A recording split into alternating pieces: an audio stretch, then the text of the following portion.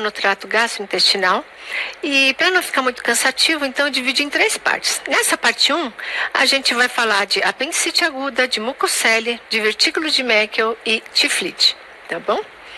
Bem, a vantagem do ultrassom, né, nos pacientes que têm abdômen agudo, né, suspeita de abdômen agudo, é a interação direta com o paciente. Você pergunta para ele onde dói, né, que ajuda muito. Né? Então, lembrar que a gente pode ter o sinal de Murphy ultrassonográfica, aquele que você vai lá, pega o transdutor e quando você vai fazer a vesícula da apertadinha, a paciente dói, e o sinal de McBurney também, o equivalente para apendicite. Tá? Então, essa é uma grande vantagem, né? E isso é uma coisa que você tem que valorizar. Perguntar para o paciente onde dói. Existem algumas patologias aqui agudas que a gente vai ver que quem mostra para você é o paciente. Ele mostra, aponta o lugar direitinho. Apendagite, diverticulite. Tá? Então você pergunta onde dói. Eu geralmente peço assim, ó, pega um dedinho e coloca no lugar que mais dói. Aí ele vai lá, aponta o lugar, você vai trocar o seu transdutor para o transdutor linear de alta frequência e vai pesquisar, tá bom? A gente vai procurar o quê? Coleções, espessamento de alça, adenopatia mesentérica, presença de gás fora de alça, né, inflamação de gordura perientérica, né? Então, são achados, né, que mesmo que a gente não consiga ver a lesão em si, que sugerem que algo está errado, né, naquele ponto, tá bom? Bem, vamos começar falando então sobre o apêndice, né, apendicite. O apêndice secal, gente, ele tem uma base relativamente fixa, né, que se origina 2-3 centímetros inferiormente ao que? A válvula iliocecal, tá bom? O apêndice, ela tem então essa base fixa no seco, né? E essa margem livre pode variar, pode estar em posição medial, lateral, inferior, retrocecal, tá? Então pode variar, dependendo da localização fica mais difícil, por exemplo, retrocecal, né? A localização mais comum é a inferomedial. O comprimento, né, do apêndice pode variar de 2 a 20 centímetros, a média de 10 centímetros. E aqui eu coloquei, né, diâmetro antero-posterior máximo aceitável para o apêndice é de 6 milímetros. Precisa desse dado, saber, tá bom? Quando ele é normal, é infrequente, né, a gente conseguir identificar o apêndice, principalmente no paciente adulto. Nas crianças, gente, é mais fácil, né? É frequente a gente conseguir ver o apêndice normal em criança. Você troca o transdutor, você sabe onde ele está, né? Baixa o seco, né? A partir do seco você vai pesquisar o apêndice. Então, muitas vezes a gente consegue ver o apêndice normal na criança, tá? A apendicite aguda é a causa mais comum de abdômen agudo não traumático, tá bom? E é aquele quadro clínico que todo mundo já conhece, né? Dor no quadrante inferior direito, né? Além disso, pode ter sinais de peritonismo, leucocitose, né? PCR aumentado, eventualmente, se houver formação de flegmão, essas coisas, massa palpável naquele lugar. Tomografia tem maior acurácia, principalmente por quê? Porque ele não é acometido tanto pelo meteorismo intestinal e naqueles casos de apêndice com localização retrocecal, tá? Bem, do ponto de vista fisiopatológico, a apendicite supõe, né, que começa o quê? Com uma obstrução aqui na base do apêndice, né? Então, o apendicolito, que é chamado de, esse fator causal aí, né, é chamado de apendicolito. Esse apendicolito é identificado em até 35% desses pacientes. Então, você tem uma obstrução e aquele muco que é produzido aqui, né, começa a ficar retido, né, no apêndice. Vai haver um aumento da pressão hidrostática ali dentro do apêndice, que leva a um déficit perfusional, principalmente venoso, né? Então tem um comprometimento do retorno venoso e essa mucosa fica hipóxica e dali se junta o quê? Uma infecção bacteriana, tá bom? Bem, qual é o principal papel dos métodos de imagem, né? O principal papel, né, é o diagnóstico, na realidade o principal papel é a redução dos falsos positivos. Antigamente, o que a gente falava? Ouvia muito, né? Falar, é laparotomia branca, laparotomia branca, laparotomia branca. Então, antes da era aí do ultrassom, da tomografia, o paciente tinha dor na fossa ilíaca direita, né? Vai lá, aperta, né? Tá com dor tal, vai, cirurgia, apêndice normal. Então, o principal papel dos métodos de imagem é a redução daquelas cirurgias desnecessárias, tá? São parâmetros normais para o apêndice, né? Ele ser compressível, a parede tem que ser fina, então cada parede, se você for medir separado, deve medir menos que 3 milímetros, e esse diâmetro antero-posterior transversal não deve ser maior que 6 milímetros, tá? Então, esses são os critérios de normalidade. E quais são os critérios que a gente utiliza para fazer o diagnóstico de apendicite? Primeiro, você vai ver uma estrutura alongada, tubular, geralmente, devido à própria fisiopatologia, né, preenchida por líquido, tá? Terminando em fundo cego e com a base de implantação aonde? No seco. Se você acompanhar, ele vai parar lá no seco. Tá bom? Você vai observar apendicolito em 35% desses pacientes, o diâmetro antero-posterior maior que transversal, é o correto, né? Maior que 6 milímetros.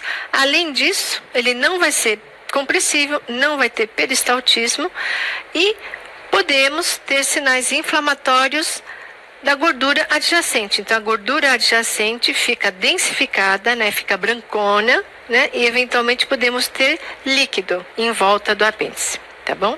Então, aqui um exemplo que é bem, né, clássico, né? Então, você vê um apêndice, né, estrutura tubular, terminando em fundo cego, distendido por líquido. Aqui não tem a medida, mas vamos supor que é maior que 8 milímetros, e aqui então a presença de apendicolito, né, que é descrito em 35% desses pacientes.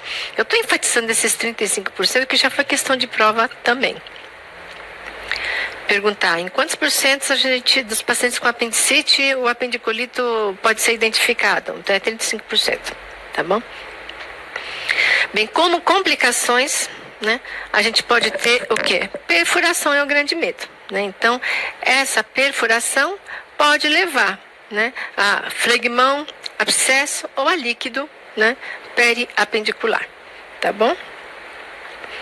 Outra questão de prova é isso. Numa apendicite complicada, né, então que perfurou, é mais frequente você ver peritonite ou abscesso, né? Então, na apendicite e na diverticulite também é a mesma coisa. Quando perfura, a complicação mais frequente, o que é? É abscesso. Por quê? Porque os tecidos em volta vão lá e bloqueiam aquele processo inflamatório, aquele local. Então, você tem uma complicação ali local, tá? Não dá tempo daquele material fecaloide entérico extravasar para causar peritonite, tá? Então, na apendicite e na diverticulite, né, é mais frequente você ter abscesso flegmão do que peritonite, tá? Bem, principais diagnósticos diferenciais, né, são com doenças ginecológicas na mulher, né, então doença inflamatória pélvica aguda, abscessos tubobarianos, ruptura ou torção de cisto de ovário, outras doenças do trato gastrointestinal, então ileite terminal, adenite mesentérica, tiflite, doença de Crohn, diverticulite aguda, neoplasias, né, infarto mental, que é mais frequente do lado direito, e doenças do trato urinário, ureterolitíase distal. Por causa mais da localização, né? Esse não vai ter alterações infecciosas, tá? E aqui, então, existe um tipo de apendicite aguda que é relacionada à doença de Crohn. Aqui, a fisiopatologia é totalmente diferente. Essa apendicite clássica que a gente já viu, né? Que começa por uma obstrução, né, da luz do apêndice com acúmulo de músculo dentro dele. Na apendicite por doença de Crohn, não existe obstrução. O que acontece é que aquela alteração inflamatória que você tem no ilho, ele se continua e pega o apêndice, tá? Então, o achado Os achados são diferentes. Enquanto que na apendicite clássica você vê dilatação do apêndice por conteúdo líquido, apendicolito, né?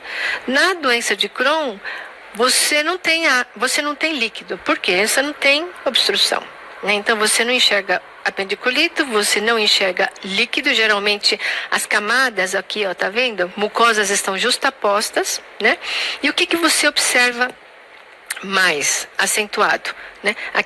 Aquele espessamento da parede, igualzinho que você vê nos outros segmentos acometidos pela doença de Crohn, tá? Então, como a fisiopatologia é diferente, os achados ultrassonográficos também são diferentes, tá bom?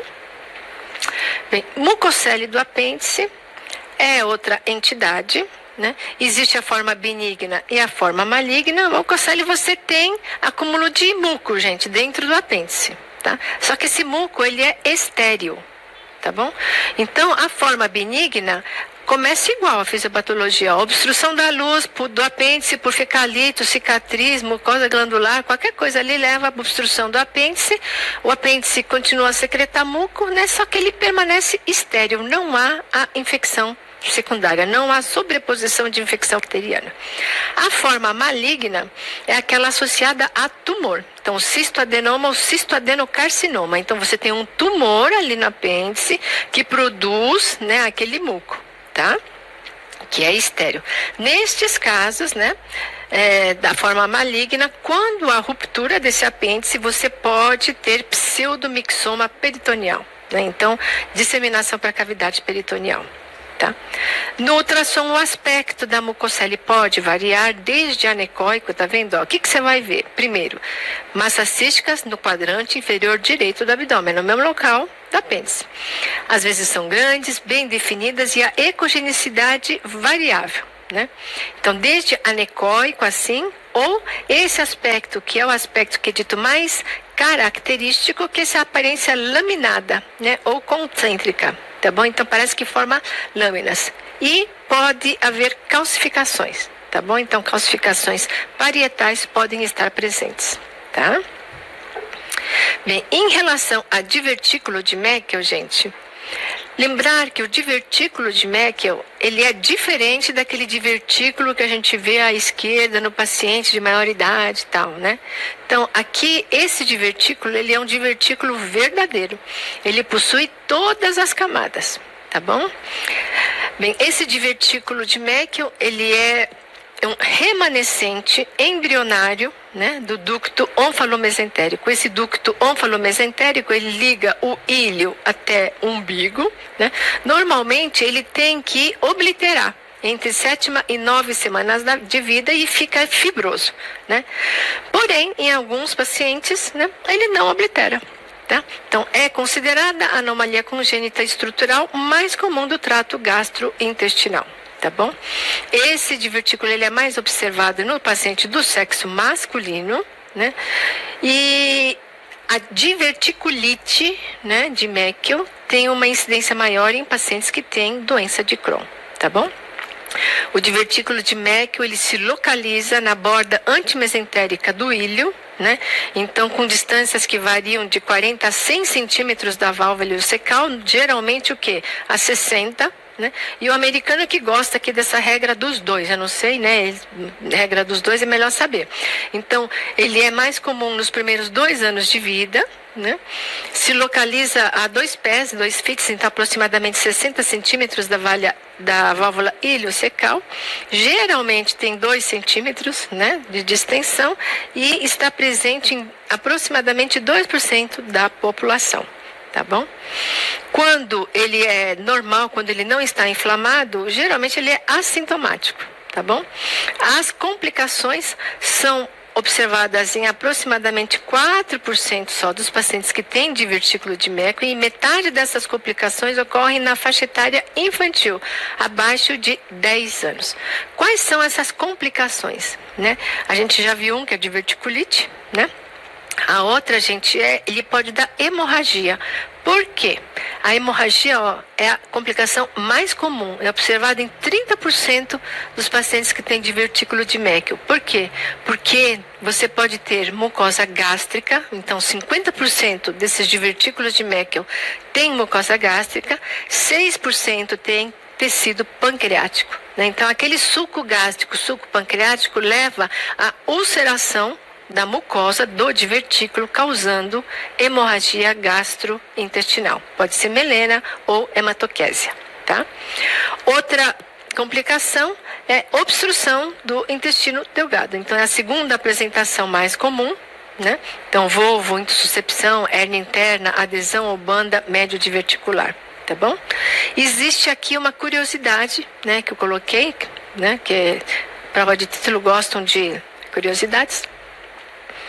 Quando um paciente tem uma hérnia inguinal ou uma hérnia femoral e o divertículo hernia, né, por aquela hérnia, né, então você tem a herniação do divertículo, né, seja junto, né, com o saco herniário, é chamado de hérnia de Litre, tá bom?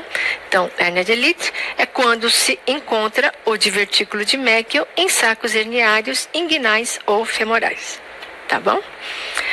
Bem, a diverticulite, né, quando ele inflama, devido a essa proximidade anatômica com o apêndice cecal, porque a gente viu que ele se localiza aproximadamente cerca de 60 centímetros, né, clinicamente são indistinguíveis de apendicite aguda, tá bom?